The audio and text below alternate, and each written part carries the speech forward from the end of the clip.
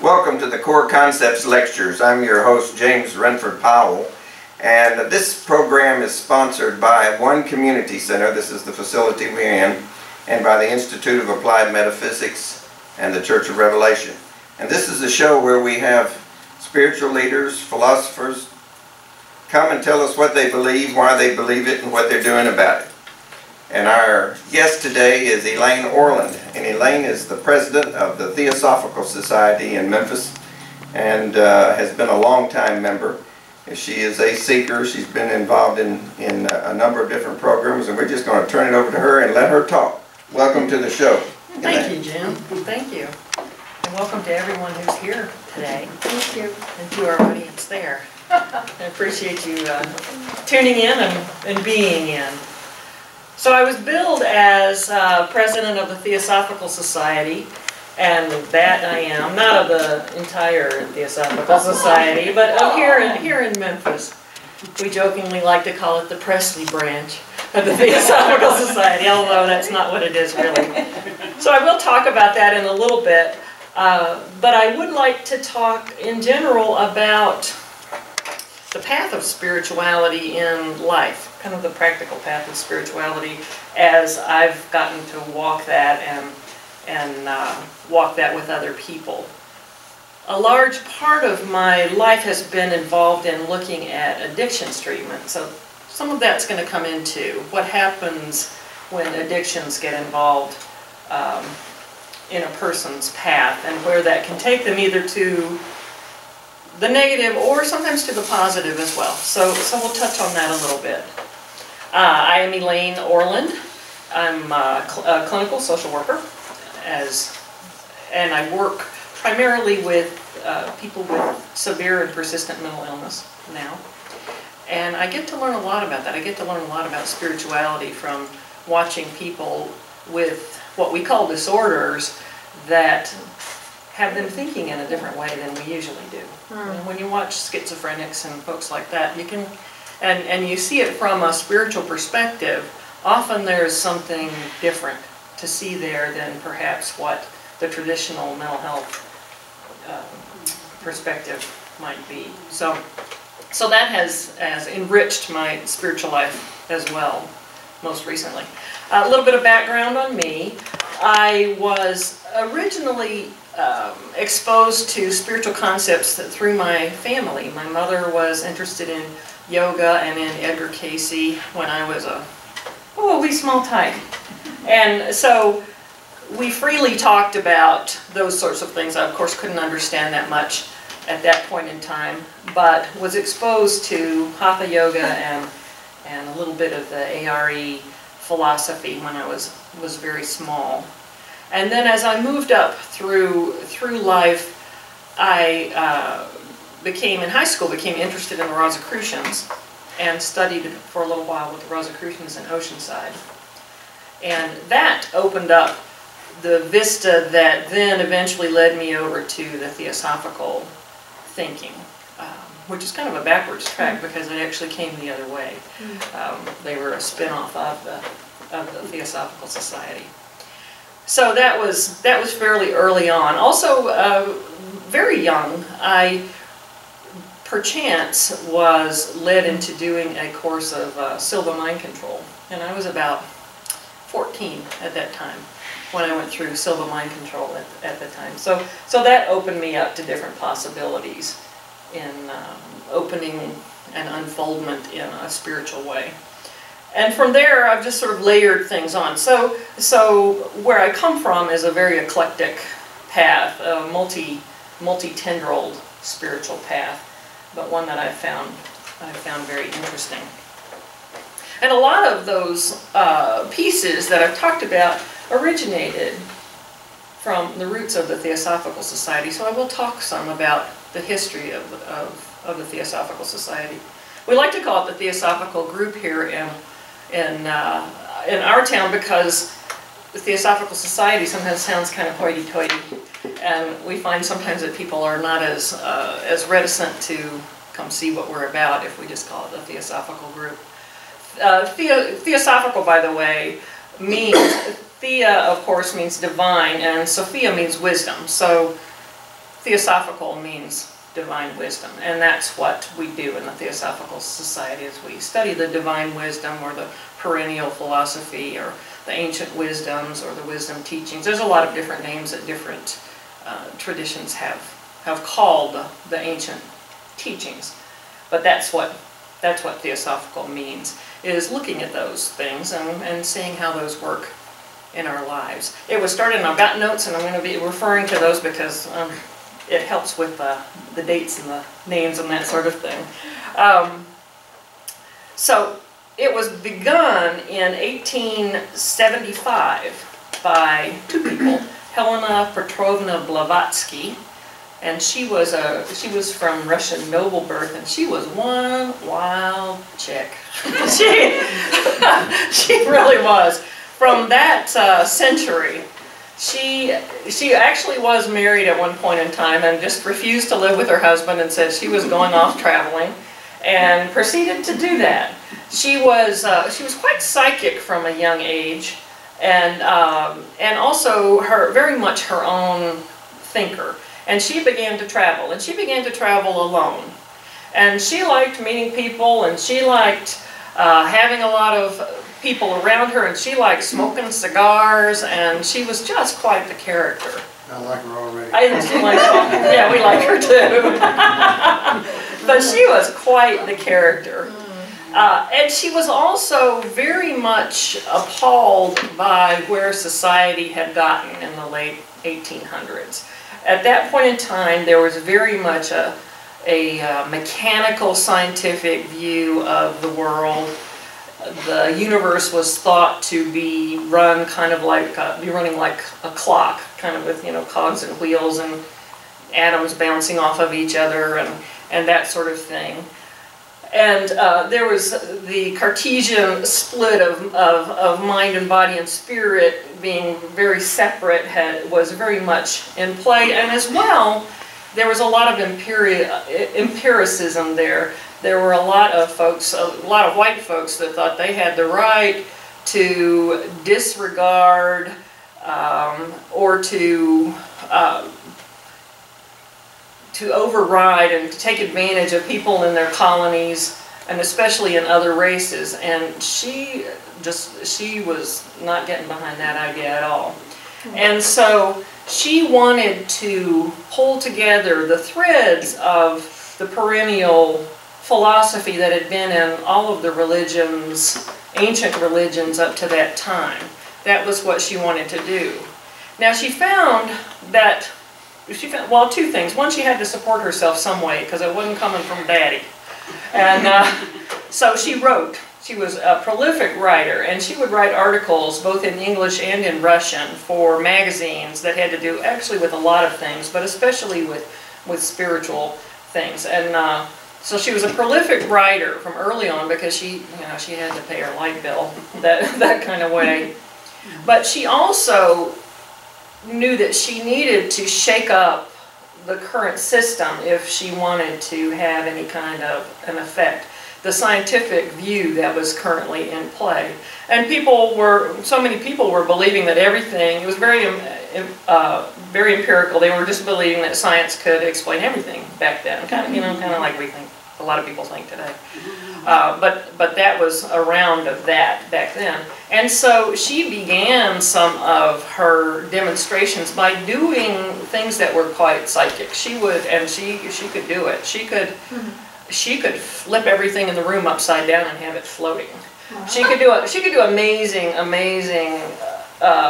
work like that with manipulating energy around her. She was extremely gifted.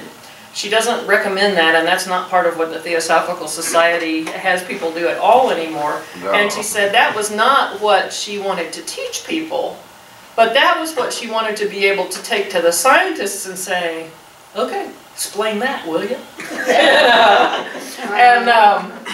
And they couldn't. So it kind of gave her a little bit of an entree to be able to say some other things. And what she really wanted to be able to say was, let's look at what has been in all the religions. Very much like the universal laws that you talk about. It's the same thing.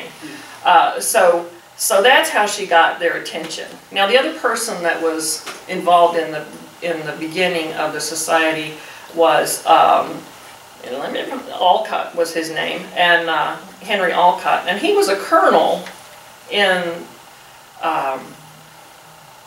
from America, from our country, and he was involved especially in looking at corruption in the armed forces. That was his day job. And he was also involved in the investigation of the assassination of Abraham Lincoln, which I thought was interesting. It was a new fact I learned recently. Yeah. And he and Madame Blavatsky hooked up together for this purpose of spiritual growth. And he was kind of the business mind there, and she was sort of the influx of information.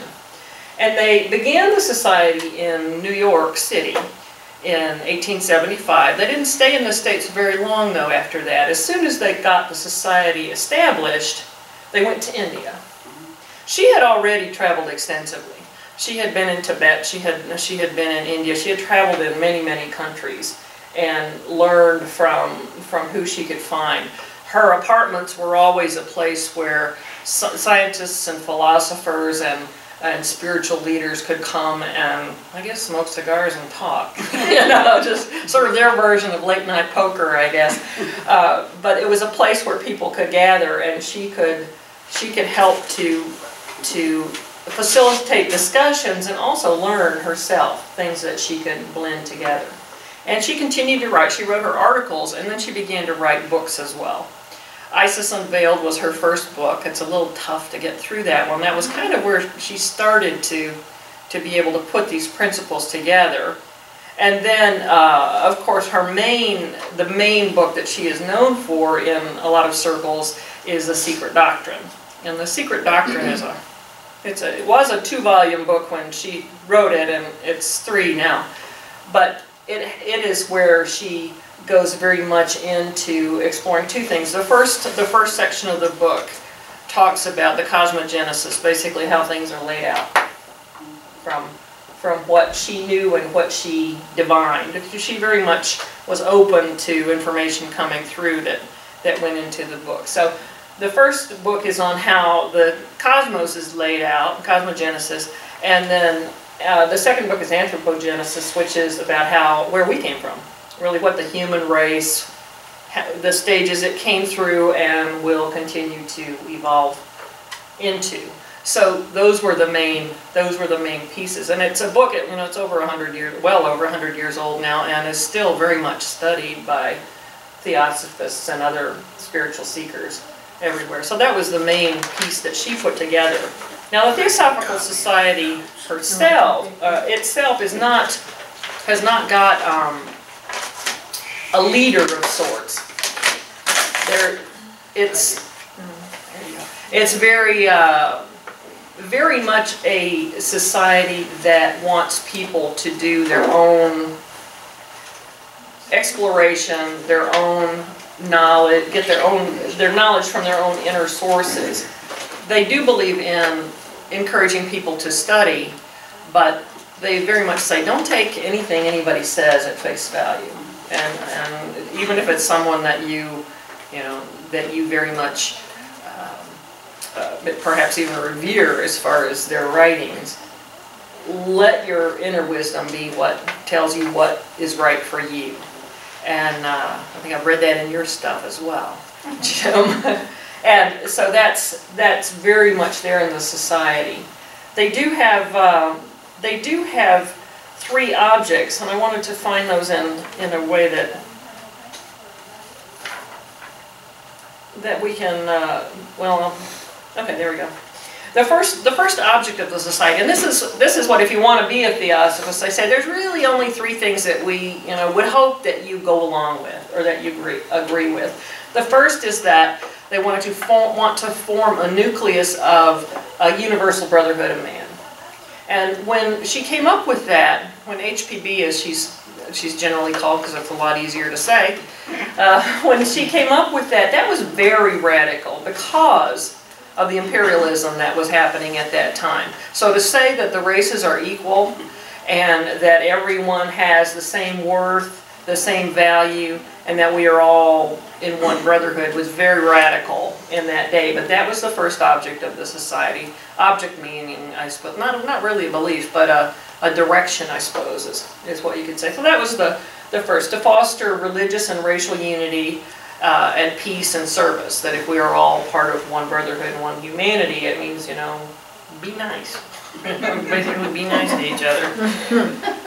The second was to encourage the study of comparative religion, philosophy, and science. And she began to do that, of course, with the people that she would meet, and that's what she wanted to continue. She began to blend these back together. Part of her mission was to help the scientists see that it's important to have a spiritual base, and to help the spiritual people and the philosophers see that it's also important to look at the scientists and see how current science can blend with what they are saying. So it was very much a weaving process and continues to be. So to encourage the study of religion, science, and philosophy together. And then the third object was to explore the potentials and the resources that are latent in humanity. The things that we can actually do that we don't know we can do. So those were the three things that she laid out as the objects of the society. And Colonel Alcott, he was the initial president of the Theosophical Society, and he was until he died in 1907. So they put that together, and then they went back to India. They wanted more of to bring in more of an Eastern flavor, but what she really wanted to do with being in the East was to be able to blend Eastern philosophy and what was going on in the West in a way that was palatable to people in the West, in a way that we could get it. And so that's part of what she did. So they were in India for a couple of years, and then they ended up in Adyar, India, and that's where they set up the international headquarters of the Theosophical Society, and it's still there today. So the international headquarters is there in India, and by the way, the American section, the headquarters is in Wheaton, Illinois, which is a suburb of Chicago, and it's been there for a very long time as well. The president is Indian too, isn't she? Yes, Radhya Brunei is Indian, and she's the president. She's the daughter of Sri Ram, and she lives over there and has been the president for quite a long time. So some of the principles of the society, I'll run through them here. I'm gonna look through it. The society, it's non-sectarian, non-political, non-dogmatic. Other than those three objects, there's not a lot there's nothing that anybody has to believe or not believe. And a lot of people believe a lot of different things. It's not a religion. It's not anything that you have to give up your church for, or that kind of thing. There's people from all different religious disciplines or none, and that's fine. It's more of a way of viewing things and a way of perspective on life than it is any kind of a religion. There's no charismatic leader that one has to look at or follow. There are some writers, past writers and current writers that are there to study, and they actually have a publishing house so they can publish some of those works as well. But you're free to study whoever you want to study. At the end of our talk today, I'll give you some websites and that kind of thing if you want to look at that some more. But it's not any kind of thing that people have to do anything in particular. They believe in the right of individual freedom of thought. Everyone is encouraged to conduct their own personal study for truth, and they believe that comes from inside, just like you teach, that's something that is going to, you look for what rings true and what you can actually experience from inside to move into a place of knowing rather than a place of believing or hoping. And, easier said than done, but possible. Death is generally seen by most of the members as a reoccurring process. So reincarnation is generally what people believe because of the in the cosmogenesis when she laid out what happens in the universe and in the earth, and the process of that, the idea that everything is running in cyclical patterns is very prominent in theosophical thinking, including us. So most people do have a belief in reincarnation, and they see, let's see, that there's one life that pervades everything, and that we're all little parts of that. I like the idea that I heard somewhere that because you think about, okay, if I'm just a little piece of God or whatever, what does that mean? And then I went to Disneyland once and saw my first hologram, and and a hologram is something that if you have a hologram film, from what I understand, I haven't actually seen the film, I've just seen the holograms out there, like the haunted house and important places like that at Disneyland, Disney World too. But with the holographic film, if you cut it in half and you shine the light through it, you're going to get the full image from each of those. It just will be a little less structured, a little less distinct. If you cut that in half, you're still going to get the full image. It'll just be a little less distinct. And you can keep cutting the film up and you're going to get the whole image. So to me, that's a way to look at what we might be like as far as the unity of all that is, and that we are as well all that is, but we're some sort of a piece of that, but we're still all of all that is, but we're also a piece of all that is. So thinking of it in terms of a holographic image works for me when I see myself in that kind of way.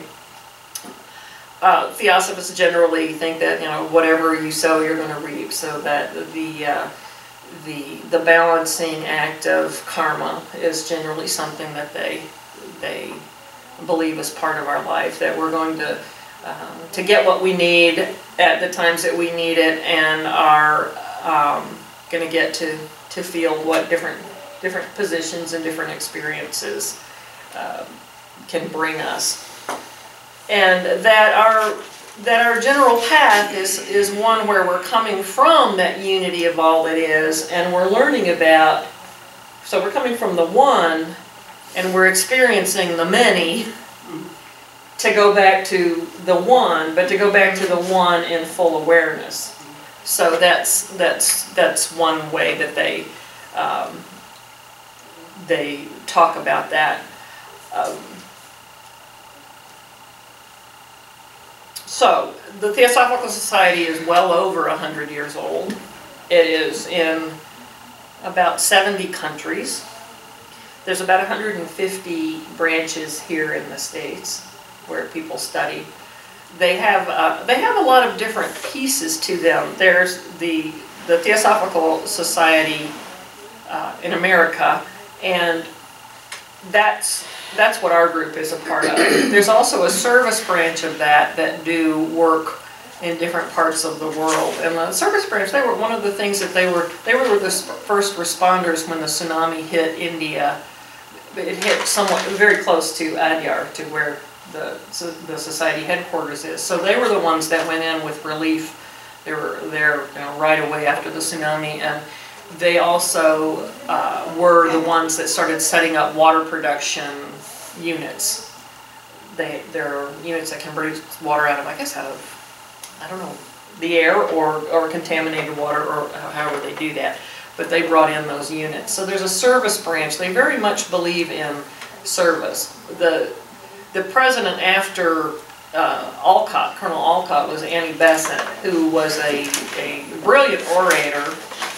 She wrote some books as well, but she was very service-minded, and she was very much involved in helping to bring about home rule in India and that sort of thing. So she really brought that service component into being part of the Theosophical Society.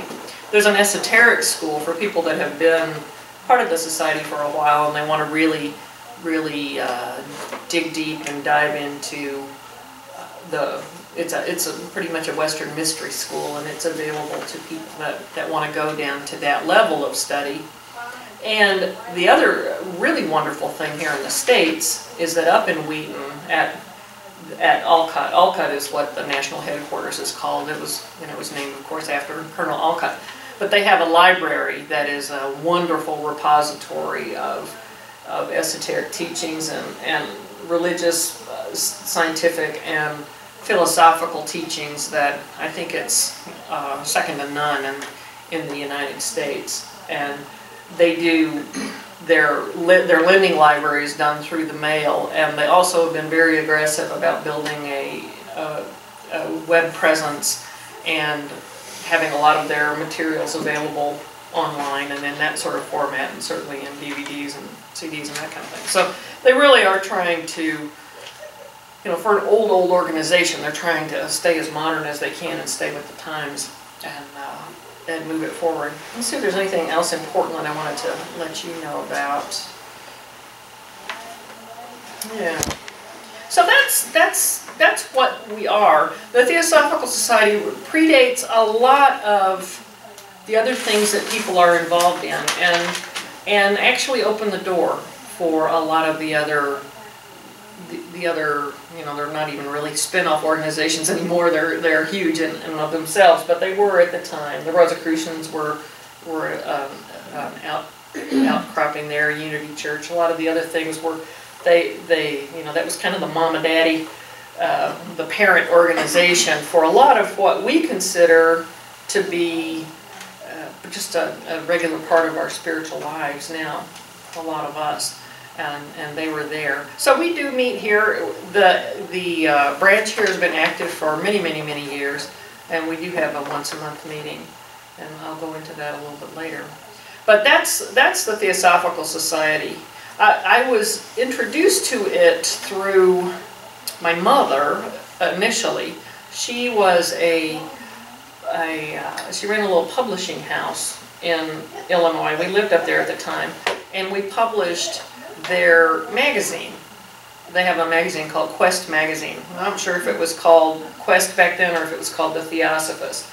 But she worked in a publishing house, and she would set all of the copy for the magazine. And she had to set it twice back in those days. That was long before computer typesetting and that sort of thing. So she would set all the type for the copy, and you'd have to set it twice to get the justification right. And she was the one that would take it to the society to get it proofed and that sort of thing. And so she got interested in the society that way. And so that opened the door for me as a child to get introduced to that. And then when I got interested in the Rosicrucians, the library and the programs that they had going on in Wheaton at the time were very good and still are.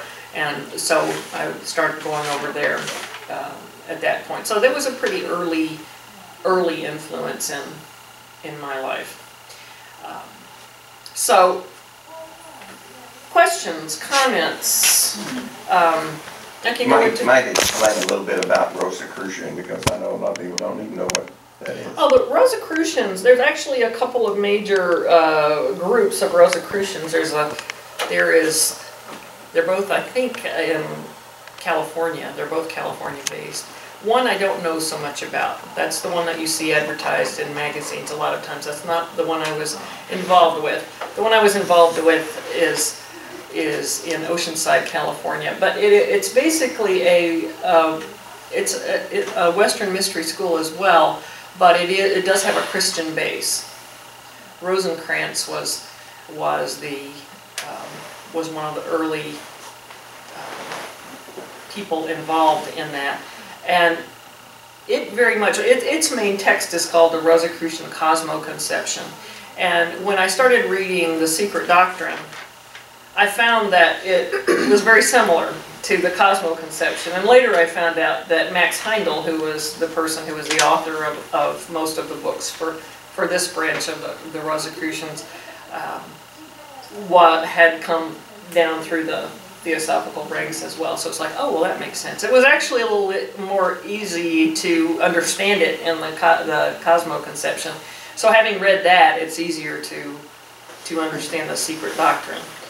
But they're still alive and well too. And for people that have a Christian base, or want to blend a Christian perspective into their search. The Rosicrucians in Oceanside are very good, and they have a lot of study material. I think almost all of their books are just online now.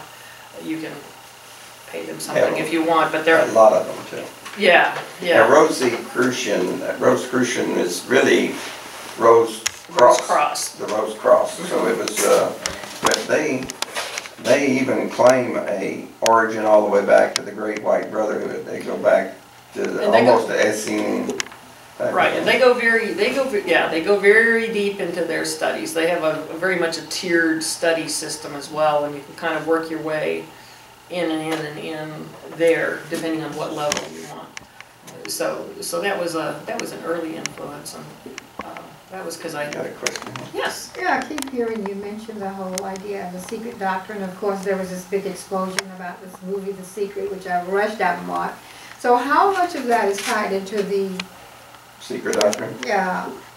Well, the Secret, I think, the movie that you're talking about was based more on, I think the law of attraction would probably be the main universal law that it was based on, and of course there's been hubbub about it since. As if it was the only one. But. Right, they focused very much on that, and there are some other some of the people involved in the Secret I knew in California. They're different things. Same word, different things. But the Secret was I think a good opening for a lot of people in realizing that you actually maybe do have some control over what happens in your life. Some people I think felt that they overdid that, and certainly they put a lot of drama to it.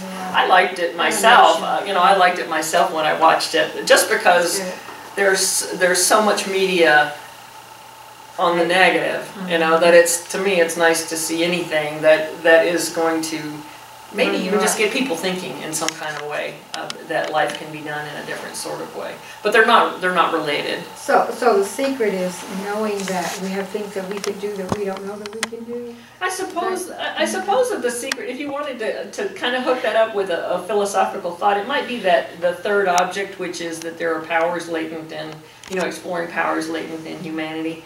So yeah, that there are things that we can do that we don't know that we can do. I believe that basically everything. But it's really the real thing is that there are certain principles that are immutable, and that everything is based on, and that you have the capability of identifying and verifying for yourself. You don't have to take it on somebody else's word. That's really you mentioned unity. Now all of these science of mind, all of them came about in 100 years ago. This was quite a blossoming. It was. In that period. That was very much the time of, it kind of opened a whole, the spiritualism movement was right around the turn of the century. That all started to roll out right then. And science of mind and unity, I think, came from similar backgrounds, and then there was Christian Science as well, and we've been able to find connection between unity and Phineas Parker's Quimby, and the connection between the Fillmores and Mary Baker Eddy. There was some interaction there. Right. I just wondered if there was interaction with the Theosophical Society. I believe that if you go back in the tree, that it goes back to the Theosophical Society. They will know more about that.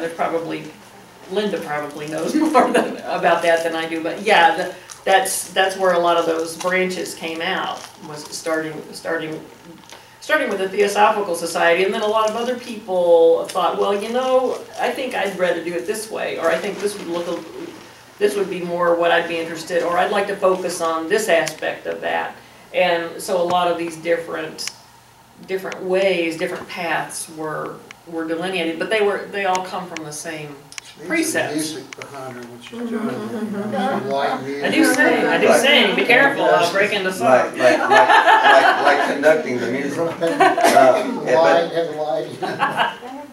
But if anything, Theosophical Society, your experience there led you into a lot of other searches. It did, it did. I ended up in a lot of very, very interesting places. I ended up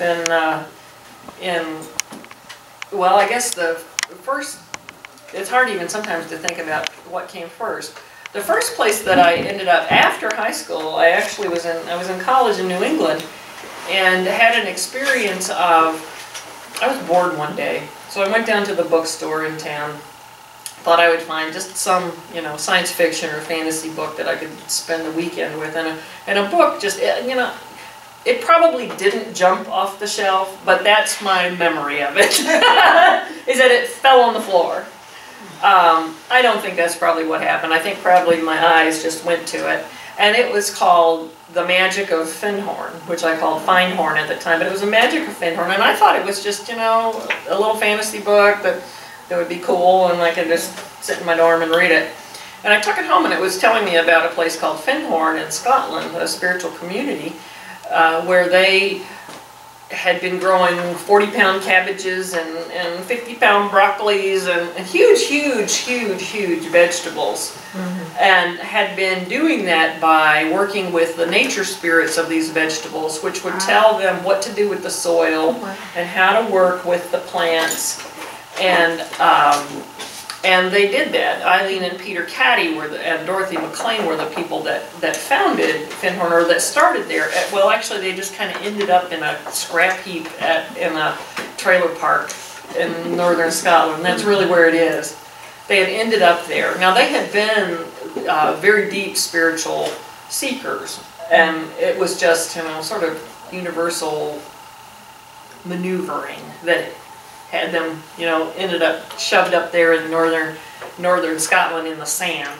And so Eileen would receive messages from the devas or the angels of the plants that would tell her, and she would write it all down, would tell her what to do with the soil. And she would give it to Peter in the morning. She would usually get these messages at night. She'd give it to her husband Peter, and he would go out and get whatever it said to get. That was his gift. His gift was, he was not able to receive messages or that kind of thing, but he was able to follow directions.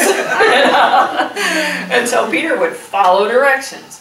And they started working with the gardens, and that was kind of their initial manifestation or demonstration of being able to work between the kingdoms, between the human kingdom and the plant kingdom and the angels of the green. Yeah. And that's what they did. And so originally, that was what brought attention to Findhorn, were these incredible agricultural anomalies. And it started to create a little community. Other people came there to live, and they eventually took over and bought the trailer park up there. But they lived in trailers for a long time. Finally, when they bought the place, they started building more permanent buildings, and they bought an old resort in Forres, Scotland, called Cluny Hill, and it's still there, and they run programs all the time. So I ended up with this little book at school in New England, and reading it going, oh my, I have got to go there. And I don't know that I had anything to do with laying that out myself, certainly not consciously, probably subconsciously, but I ended up going to Findhorn and staying there. I was gonna study for about 6 weeks, and ended up staying there about 4 months, and studied the community, found out how the organizational structure was, some of the history, that kind of thing. And it's quite an amazing place. That was probably the place that I went that allowed me to be okay with all my weird ways of thinking. All those things that were like, man, I sure don't think like the people around me.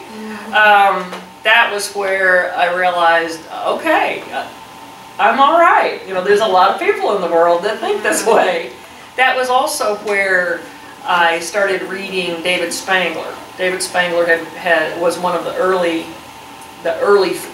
members of the Findhorn community, and he was one of the writers. And when I went there in the 70s, one of his books was one of the kind of required little texts for the first week there. Everybody that was there for their first time went through what was called Experience Week, and that's where they oriented you to the grounds and taught you a little bit about what the history was and what was going on there. And Spangler's book, at that point I think it was Toward a Planetary Vision, was one that we read. And Reflections on the Christ was one that I had started reading before I ever got there. And both of those books they just rang true. You know, those times when you read those things that just are like, ah, yes. You know, that's what I've been thinking, and somebody put it in print. And that was some of what I was exposed to at Findhorn. Stayed there for 4 months, did a longer process there. I wore this today because this was a little emblem, and I don't know if you can do a close-up on this. I'll try to hold it still, Cedric. This was a sign that came to me in a dream.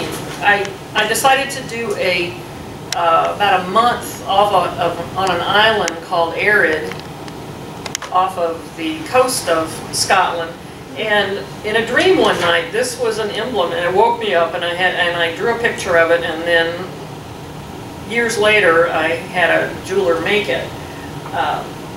I don't consider myself particularly a Christian person, although the true teachings of Christ are very important to me.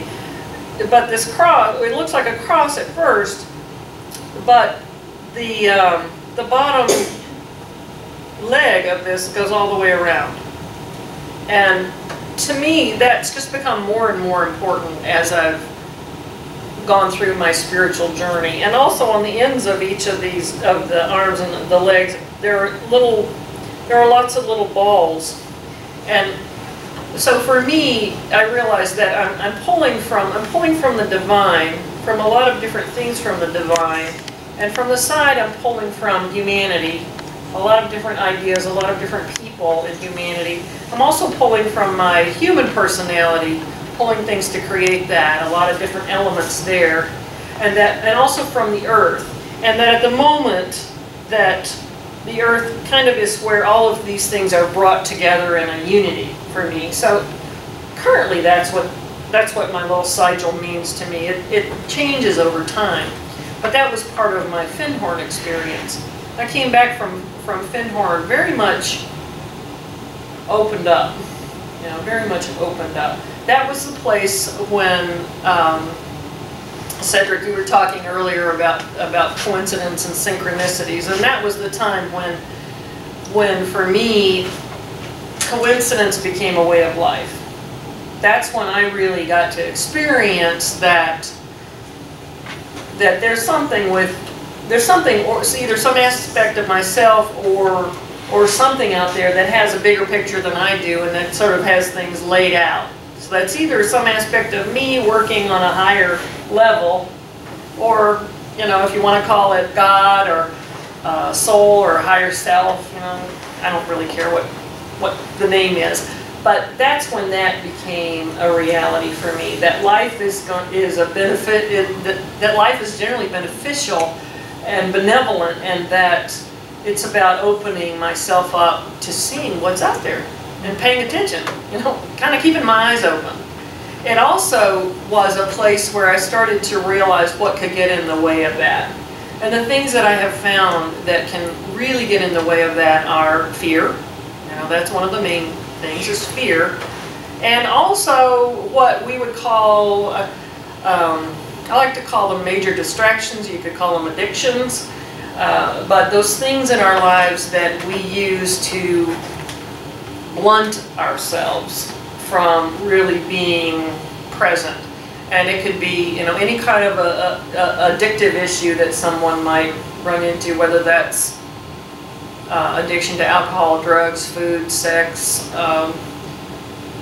cigarettes, whatever, you name it. But media is a huge one now. Media, online gambling, internet porn, you know, there's lots and lots and lots of things out there that can blunt me from being able to experience my spiritual life. Now the flip side of that is that I think that none of that is wasted. That if I've had those kind of things going on in my life, that it can be used as fertilizer for growing my spiritual life, so to speak. You think?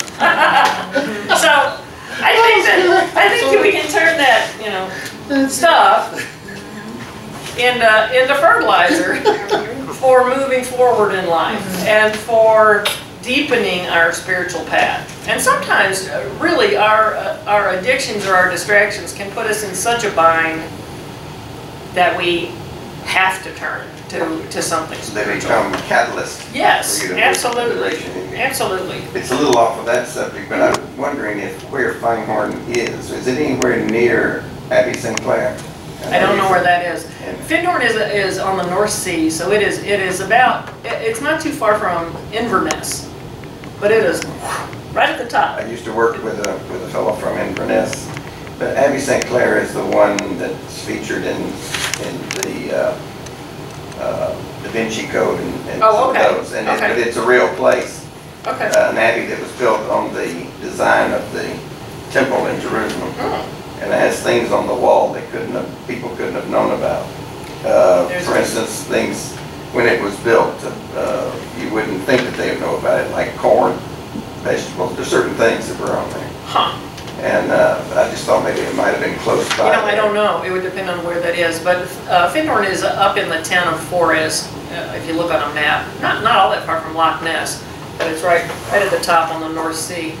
And the interesting thing about being, you know, we're here in America, so and we've, you know, covered up a lot of the Native American sites and that sort of thing. But over there, a lot of sites are preserved. Ancient sites are preserved.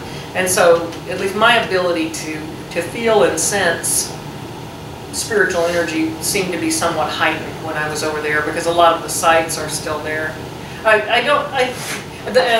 So David, I'm going to move on with David Spangler from Findhorn. He came back here and started the Lorien Society, which is very much up and running. It's lorien.org is the website for that. And he had a gift of being able to work with subtle beings, with beings from other dimensions. And he said that happened to him once when he was little. He came onto the planet with that.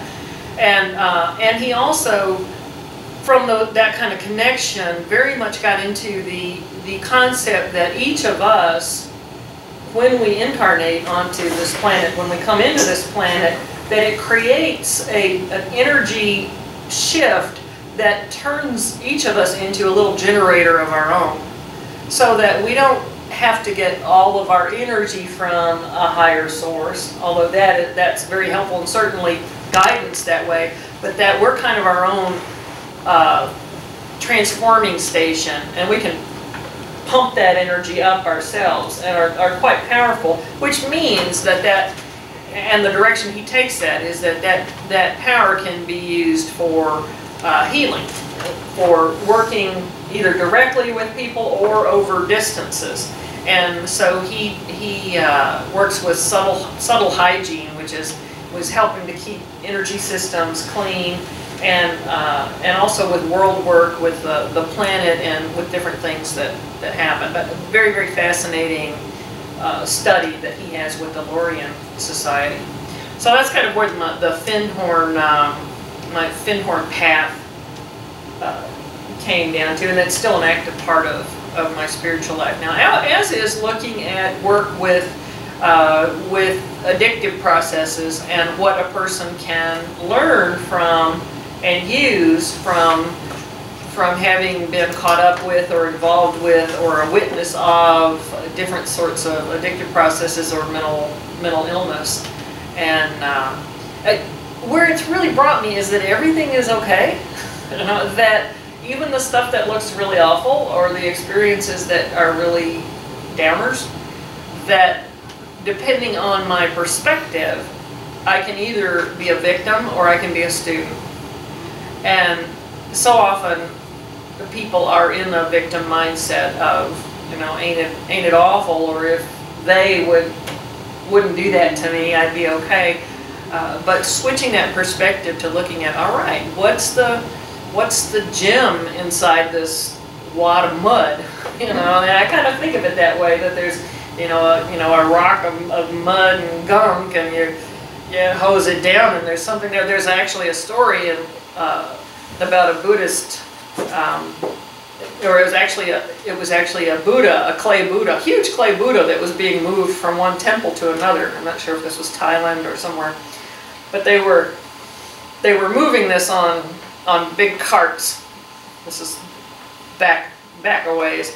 And they were moving it, they came to a river and they had to move it across the river to get it to the new temple, and it fell in the water. The big clay Buddha fell in the water.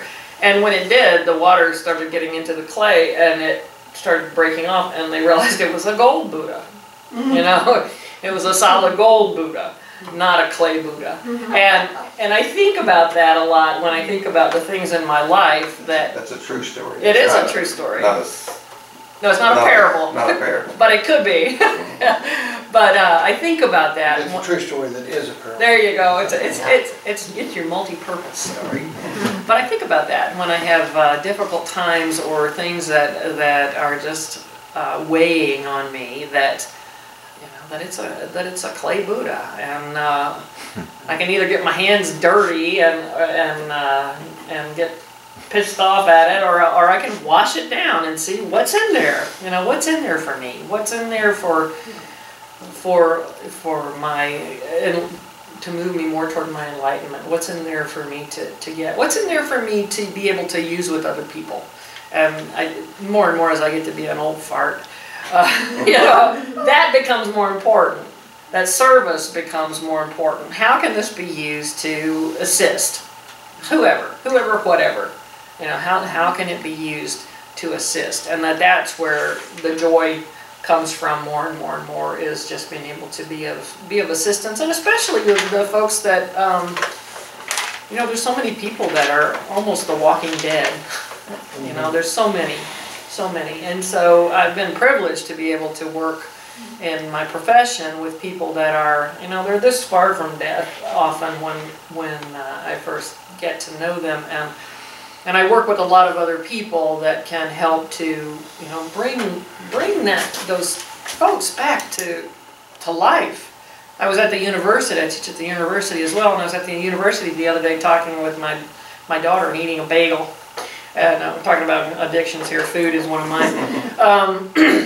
And we were sitting in the bagel shop on campus, and I looked over and I saw a familiar face. And I said, hang on a second. And I went over and I called, I wasn't sure, she looked really good, but I called this gal's name, or who I thought she was, and she turned around. And her eyes lit up, and she came over and gave me a hug. And this was a gal I had worked with in addictions treatment, and who knew if she would be able to last the night when we first saw her. And to see her there, looking wonderful, radiant face, in school, just finishing her degree, that's pretty hard to beat. That's pretty hard to beat. So what else? How much time we got here? We've got about 8 minutes for a few more questions. Yes. I'm just wondering, in your branch once a month meetings, is there like a structure for learning how to trust your inner wisdom? How is that? Well, what we do, we all consider ourselves fairly neophytes in this. And actually, the more and more I learn about ancient wisdom, the stupider I get. That is what I feel. The more you know, the more you know you don't know. That's right. That's right. Yeah, but the more comfortable I get with not knowing. So what we do, we watch DVDs of people who have done more study than we have, and the society is very, very good about sending us DVDs, or we'll rent them, or we'll just check them out from the library there. So we'll watch it. It's a potluck, by the way, which is good. So us foodies like that. But we watch a DVD, and often they come with questions, or else we make up our own, and we discuss them. And so it's we have done. I know I did a outline of the Gnostic. We've studied every once in a while. We'll study a different book. We did a study of Gnosticism, and Jim helped us with that. So we just kind of decide, we're a small group, so we just decide what we would like to learn more about. We just recently brought in a speaker from Wheaton, Pablo Cinder. He was wonderful, wonderful. And he was here at the beginning of the year. So sometimes we'll get speakers, they'll just send them down from Illinois, which is lovely. Mm-hmm. And you know, everyone's welcome, it's free. If you want to join the society, you can, but there's no local dues, you know, other than, you know, bring something for the potluck, that's nice. We like that. And we get together the first Monday of every month, and we do that at the home, right now at the home of someone. If we get, you know, enough people where we don't fit there anymore, we should give your mother a little bit of a plug. Now you've talked about her a little bit. Yeah. Mona was married to the son of one of the founders of Alcoholics Anonymous. Wow. And she for years traveled and conducted clinics.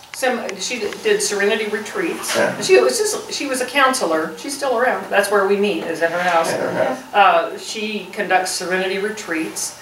She was married to Smitty, who is Dr. Bob and Bill Wilson founded Alcoholics Anonymous, and Dr. Bob's son Smitty was who my mother was married to in his later years and hers. He actually died here in Memphis. He lived here in his last few years. And she and I currently actually are working on a book on Dr. Bob. So it's a slow go, as you know. And I'd like to also mention Linda Disney, who's on the board.